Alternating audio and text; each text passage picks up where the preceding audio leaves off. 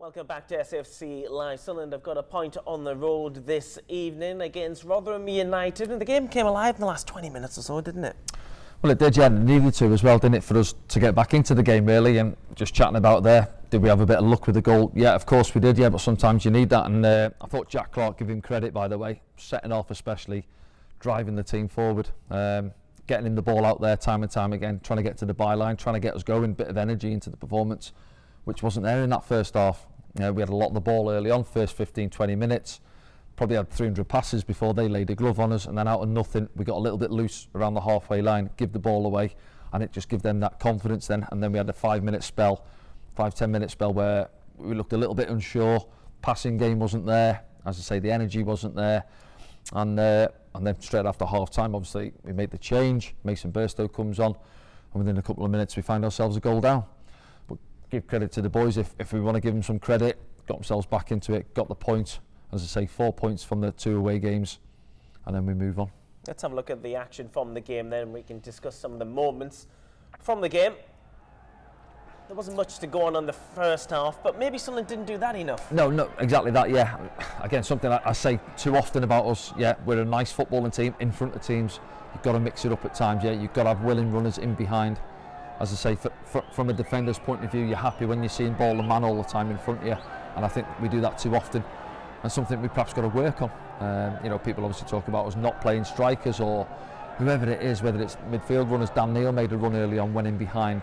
Got to do it more, and then you earn that right to play in front of teams as well then, because they drop a little bit deeper at the back. Because, for instance, Sean Morrison this evening, he doesn't want to be running back towards his goal time and time again, but I don't think he's had to in the whole of the 90 minutes. So yeah, it's a massive frustrating one. It's one of those, because you look at it, they've had a good result against Middlesbrough, and then tonight, so they've taken 4 points from their last 2 games. So from them, it's a big improvement from where they obviously are. Yes, they're still bottom of the table, but from their point of view, they're going in the right direction.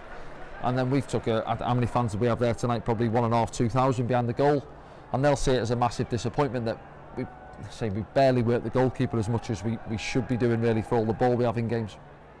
Yeah, just looking through some of these moments from the game, and it was this spell here when Anthony Patterson was called upon on a number of occasions in the space of a couple of minutes, wasn't it? Yeah, because coming off there, he's probably had to make more saves than Johansson has, hasn't he, throughout the course of the 90 minutes. Yeah, they've had a few later on where they've got 1 or 2 bodies in the way making blocks, but Pato's had to make 3 or 4 saves there in the space of 5 minutes, hasn't he? Yeah. Where we're almost on the ropes really, and it suits them. They're getting set plays, it's turning it into a scrappy, ugly game, and it suits them a lot more than what it suits us. And even in the first half, Jack's had a strike there, but he was getting a little bit frustrated. You could see he felt like he was getting pulled around a little bit. He's having a word or two with the referee, but credit to him, he sort of shrugged it off, setting off, got on with it. He said, "Keep giving me the ball, boys. I'm going to drive us up the pitch," and he did. Yeah, he did every time, but would you say, apart from that flurry of saves, Anthony Patterson was really troubled? I'm trying to think in the second half goal apart, which this is the goal now, isn't it? Yeah, so you always look at it, can we defend it a little bit better? Like, ball comes in. What I'd say about the header from Pierre there, and what I'd say to my teammates, or if you're teaching somebody, don't head it into that danger area. Look where he heads the ball now, turns his head on it and plonks it smack in the middle of the 18-yard box, 20 yards out, and you've got Klukas coming onto it with a decent left foot. And sweet strike, isn't bang, it, from Sam Klukas? And there you go, yeah. So that's, I think it's 48 minutes on the clock, isn't it? A couple of minutes into the second half, and we're a goal down. So you think, no, here we go. We've had a good result at Hull, and we're not going to follow it up now. But credit to the boys, and I say they kept on going. Wasn't quite working. Michael Beale's obviously making changes. Alex Pritchard's come off the bench. Had an involvement, I'd say yes, because he just brings an energy to the team in that final third. You can see he gets around the boys and saying, come on, almost dragging us back into the game. He's busy, he wants to get on set plays and try and make things happen for us. Mason Burstow, didn't really see too much of him. Always a difficult one for strikers when you're coming up against the side, when they sit deep, and balls into him at times, and that there's no space for him really to run in behind when they've obviously got the lead and they go that 5-10 yards deeper as it is then. So yeah, he didn't have, I don't think he had an opportunity again, did he, coming off the bench? Pembele had that one opportunity late on, didn't he, with a header, difficult one for him really. So it's hard to gauge certain players really in that type of game when it's almost attack v defence for 30 odd minutes in that second half. You see Job, frustrating night for Job as well. You know, I think he started at the middle, he was dropping deeper because he wasn't seeing too much of the ball. And then I think setting off, he did drop a little bit deeper anyway to go and play in there alongside Dan Neil once Ekwar went off, and we changed it a little bit higher up the pitch. I think this is a decent strike from Luke. I think the goalkeeper got a glove on it, by the way, and you see it from the angle behind, and Luke's reaction naturally straight away, you can see he's on at the referee.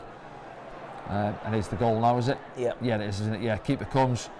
Say decent punch. He's on the front foot, isn't he? It's going away from him because it's bent away from with Alex Pritchard on the right foot. So he's come through the bodies. I think he's took a whack in his ribs, hasn't he, off Dan Ballard. And then Jack's pulled the trigger. He's got it on target. It's took a massive deflection. It's probably not going in. And then, as you see, the keeper's diving to his right from this angle now. Let's have a look at it. And I think, yeah, you got Morrison's probably. Loops over him, doesn't it? Yeah, I think Morrison's going to get the block in, isn't he? But it goes straight up over the top of him and over the keeper, and nestles lovely in that corner from our point of view. So, yeah, listen, we've scrambled a point, haven't we? People will say, did we deserve it? Possibly, possibly not. They had that flurry in the first half. They didn't have too many sort of clear-cut opportunities in the second half. But we knew how the game was going to go. I'm not sure in terms of the stats. Have you got them there? Possession? I have. 69% to 31. I said we'd have between 65 and 70. So there you go. You can almost call the game before it's happened, really, can't you? And then they're expecting that one there. That'd be an interesting one for VAR, wouldn't it? I don't think it's obviously not intentional from Dan Ballard. He's lent into it. It's hit him on the sleeve. You can see it's hit on the blue, hasn't it, rather than the yellow. But no, I think it would have been harsh, to be honest. And then Luke, with this one on the volley, decent strike, wasn't it? Adolphin gets the block in. So we were having some. These aren't clear-cut chances. No, and out of all that possession, Danny, we only had 3 shots on target. 3 shots on target. So yeah, so there you go. Yeah. Yeah, we've had a lot of long-rangey efforts. Obviously there, again, Jack, 20-25 yards, second phase from a corner, dropping down. What is he, 18 yards out, isn't he? Luke's had a couple from distance. Jack had one earlier on as well. This was actually a decent strike from Dan Ballard. Keeps him creeping in, doesn't it? Yeah, and then just closer actually. The goalkeeper gives this angle, yeah. From this angle now, it looks like, it's close, but when you see it from behind the goal, but it's only 2 or 3 yards, wasn't it, past that post. Keeper's telling us he's got it covered. Confidence, isn't he? Pritchard was important when he came on, wasn't he? And then, decent first appearance for Pembele as well. I don't see too much of him as such, but yeah, it's a decent effort, isn't it? It's a difficult one because he's coming away from goal, so he's got to try and generate the power in it with his neck, hasn't he? Coming away from goal there, on target, but a comfortable save from the goalkeeper. So I would say probably a fair result, a point, if I'm honest. I don't think it's always one of them say, did we do enough to win the game? Well, in terms of clear-cut opportunities, probably not. No, we've had 5 or so from 20 odd yards. They had that scramble period, didn't they, for 2 or 3 minutes in the first half as well. So I think, you ask most Sunderland fans behind the goal, I think you'd be quite happy to take the points away from there in the end after the performance as a whole. Let's have a look at the scores from around the Championship this evening. There's still a game going on there as well between West Brom and Leeds. There's currently 1-0 in that game. In the other games, Southampton 2, Plymouth Argyle 1, Birmingham City 0, Bristol City 0, Cardiff City 0, Leicester City 2, Coventry City 2, Swansea City 2, Huddersfield Town 1, Middlesbrough 2, Hull City 3, Blackburn Rovers 2, Ipswich Town 0, Queen's Park Rangers 0, Millwall 1, Norwich City 0, Preston North End 0, Sheffield Wednesday getting a victory away from home, and then Watford 1, Stoke City 1, and that's the latest score.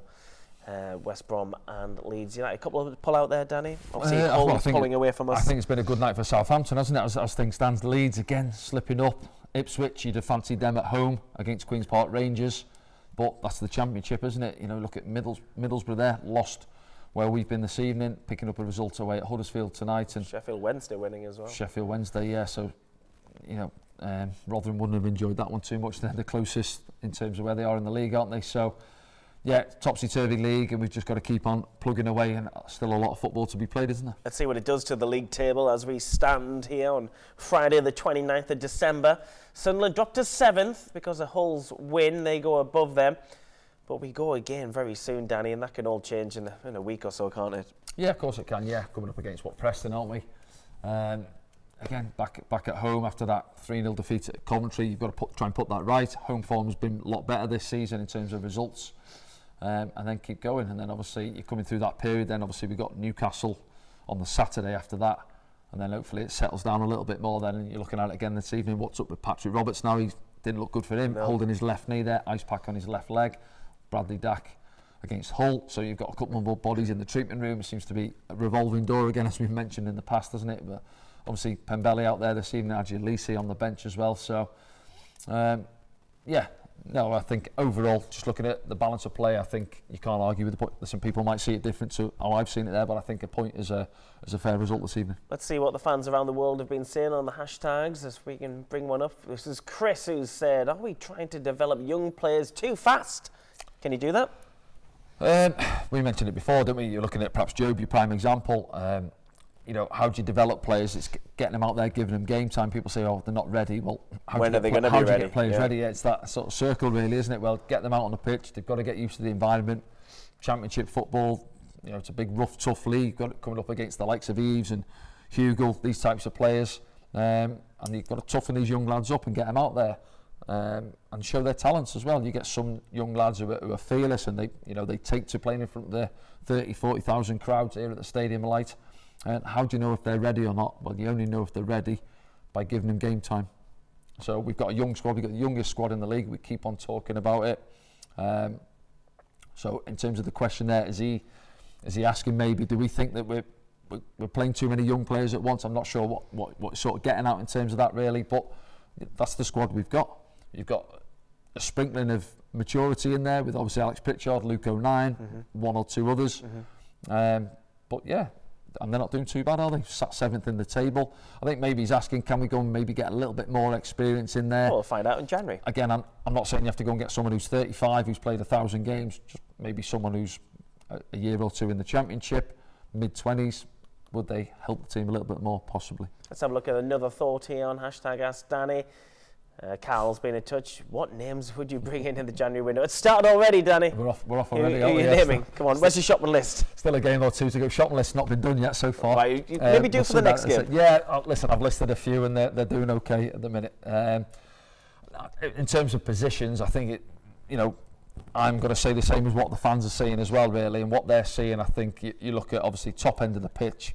It's a strange one because I've just said it there. We're in a great position, but we are 25 games, is that now? Yep. Into the season, and we're still yet to have a centre forward who scored a goal for the club. So it's a strange position to be in. Yep. I think we have dropped down in terms of where we are. I think we're 10th or 11th in terms of goals scored so far this season. Again, it's one this evening. Does it go down as Jack's goal or an own goal? We'll find out. Sure. Yeah. But yeah, so certainly at the top end of the pitch, it's something they're going to have to obviously address and have a look at. Prime example, you played Jobe up there this evening, and he's dropped deeper. Mason Burstow's come off the bench, didn't really have too many clear-cut opportunities, if any. Rusin's on the bench, hasn't come on again this evening. Mayenda's come out of the squad this evening. Yep.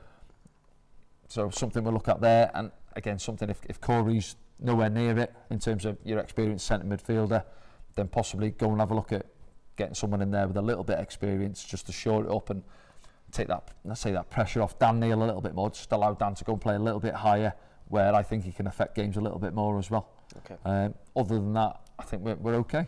All right, let's have a look at the final thought here we have time for this evening from Matt, watching from Toronto, Canada, with my granddad Ken, and a tour guide at the Stadium of Light. Going to be high tensions in our split Newcastle-Sunderland household next weekend. Well, we've got another game before then, haven't we, Danny? All eyes back on the league, and that's where you join us next here on SAFC Live, because New Year's Day, it's an early start. Don't forget to set your alarm. 12:30 kickoff against Preston North End is when Sunderland are back in action. It's been the final game this evening of Sunderland's games in 2023. We wish you all the best, and we'll see you next year.